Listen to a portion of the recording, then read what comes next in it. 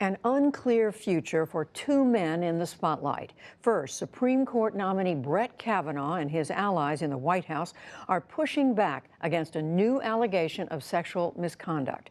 As some Senate Democrats call for a delay, Senate Republicans are pressing forward with plans for the nominee and one of his accusers to testify on Thursday.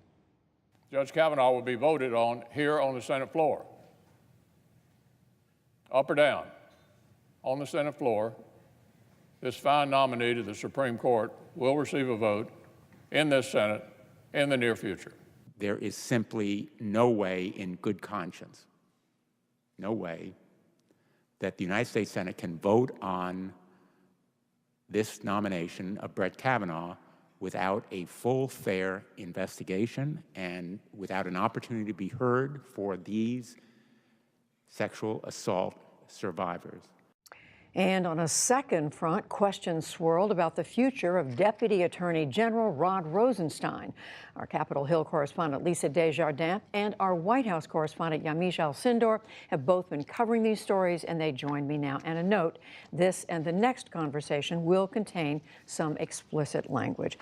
Hello to both of you. So Lisa, I'm going to start with you. Summarize for us what these new allegations are against Brett Kavanaugh. These appeared in the New Yorker last night, and these are from a woman who says, named Deborah Ramirez.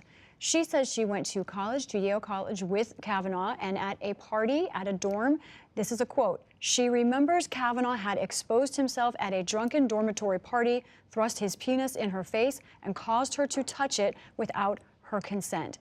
That is the accusation in this article. Now, there are no eyewitnesses that were able to corroborate that story. There is one person that the New Yorker spoke with who said he remembers hearing about this incident.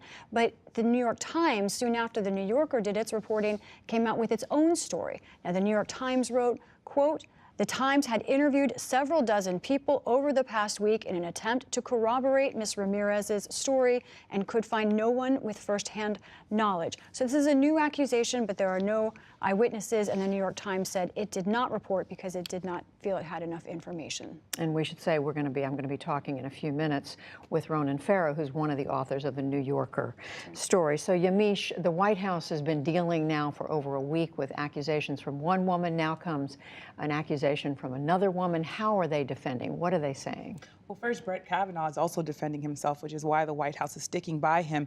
Brett Kavanaugh says that he did not do this, that there was nothing in his past that would even suggest that he would do something like this. He revealed something very personal today when he was sitting down. He sat down with Fox News to do an interview with them. Let me play for you a little bit about what he talked about with Fox News. I've never sexually assaulted anyone. I did not have sexual intercourse or anything close to sexual intercourse in high school or for many years thereafter. Through all these years that are in question, you were a virgin? That's correct. Never had sexual intercourse with anyone in high school? Correct. And through what years in college, since we're probing into your personal life here? Many years after. I'll leave it at that.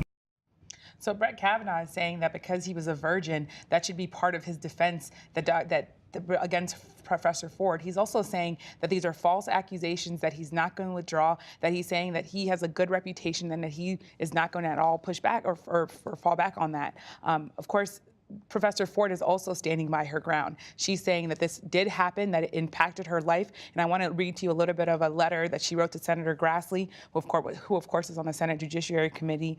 She writes, quote, "Mr. Kavanaugh's actions, while many years ago, were serious and have had a lasting impact on my life. While I am frightened, please know my fear will not hold me back from testifying. I ask for fair and respectful treatment." So you have now two people coming out saying that this was revealing personal things about themselves, saying that they are telling the truth. So it's going to be very hard, of course, for people to weigh these two things. While all that is happening, the White House is on Mr. Ford's side, on Judge Ford's side. The president today came out and supported him. He praised him while he's at the United Nations in New York. The president was asked about this, and let me play for you a little bit about what the president said today.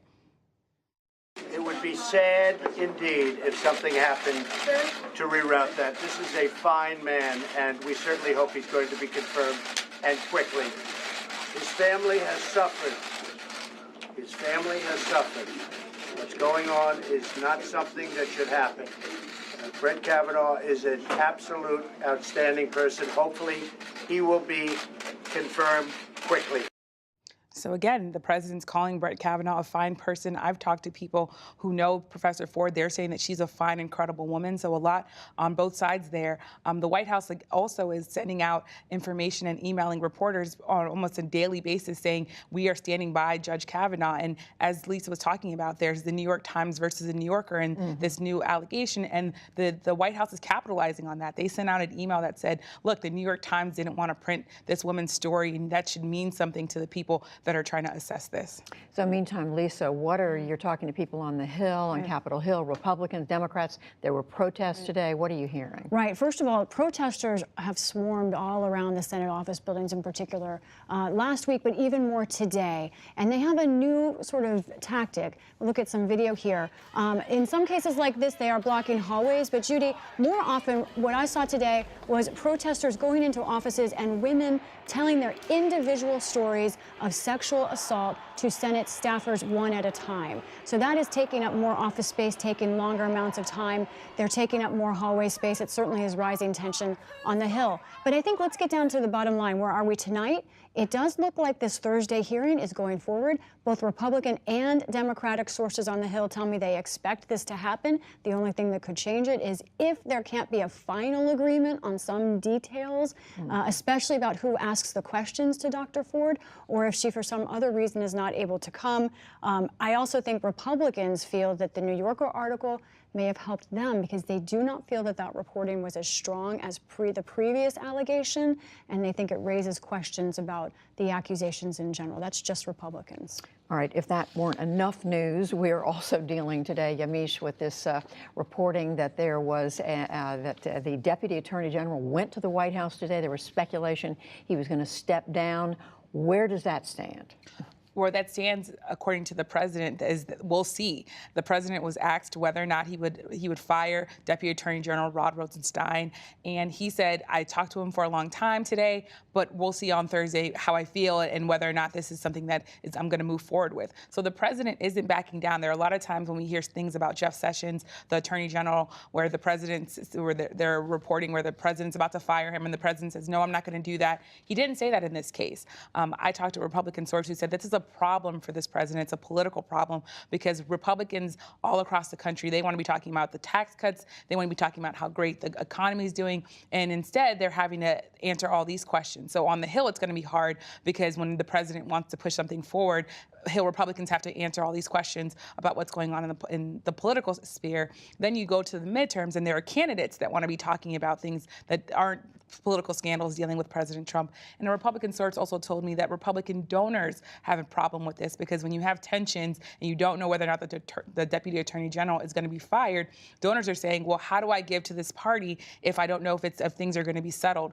All of that. And there's also some talk that John Kelly personally walked out Rod Rosenstein today after he came from the White House.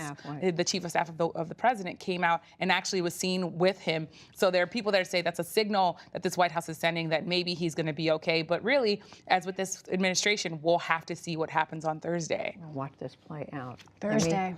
Yamiche Thursday's a big Alcindor. day. Thursday's a big day. We're marking it on the calendar. And Lisa Desjardins, thank you both.